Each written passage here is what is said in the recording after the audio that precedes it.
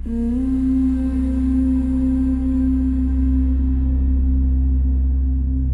ូច្នេះហើយទើបនៅថ្ងៃនេះឆានែលយើងខ្ញុំសូមធ្វើការបកស្រាយនៅអត្ថន័យសុបិនមួយដែលតែងតែកើតឡើងចំពោះពុកម៉ែបងប្អូនក្នុងពេលសុបិន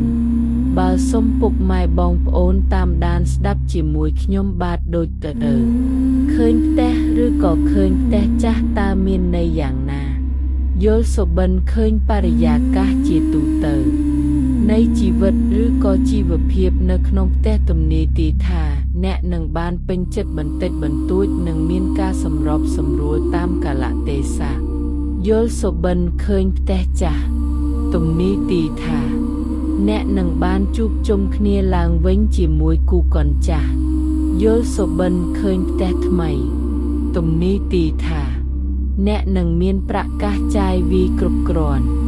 យល់សុបិនឡើងផ្ទះថ្មីទំនេរទីថាអ្នកនឹងឡើងបន្សាឬបានគ្រាន់បើដោយអ្វីម្យ៉ាងយល់សុបិនកំពុងសង់ផ្ទះឬឃើញគេកំពុងសង់ផ្ទះទំនេរទីថានឹងបានទទួលលាភប្រហែលជាកេតមរតកយល់សុបិនទិញផ្ទះទំនេរទីថាអ្នកនឹងជួបស្នេហាមួយគូឲ្យរំភើបតែមានរយៈពេលខ្លីយល់សុបិនលក់ផ្ទះទំនេរទីថាអ្នកនឹងបានរួចផុតពីភារកិច្ចបន្ទាន់យល់សុបិនឃើញផ្ទះតូចសាមញ្ញទំនេរទីថាជីវភាពរបស់អ្នកនឹងត្រូវបានចម្រើនយឺតឯទៀងទាត់យល់សុបិនឃើញផ្ទះច្រើនជាន់ទំនេរទីថាអ្នកនឹងបានសម្បូរសប្បាយ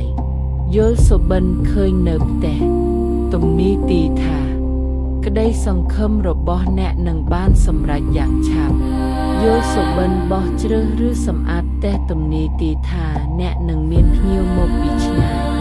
យល់សុបិនឃើញគេកំពុងរុះរើផ្ទះឬឃើញខ្លួនឯងកំពុងស្ថិតនៅក្នុងទទេមួយថ្នាំទំនេរទីថាអ្នកនឹងមានការសោកស្ដាយចំពោះរបស់ដែលទើបនឹងបាត់ទៅឬចំពោះការផ្ដាច់ទំនាក់ទំនងមួយឬការខកខានមិនបានឆក់យកលីសុវត្ថិភាពល្អនឹងគេ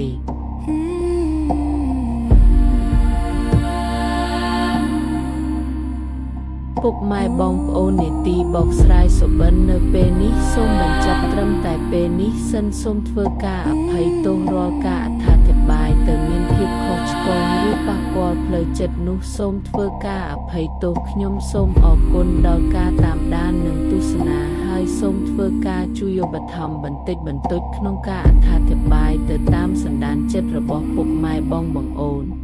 ខ្ញុំបាទសូមអរគុណសូមជម្រាបលា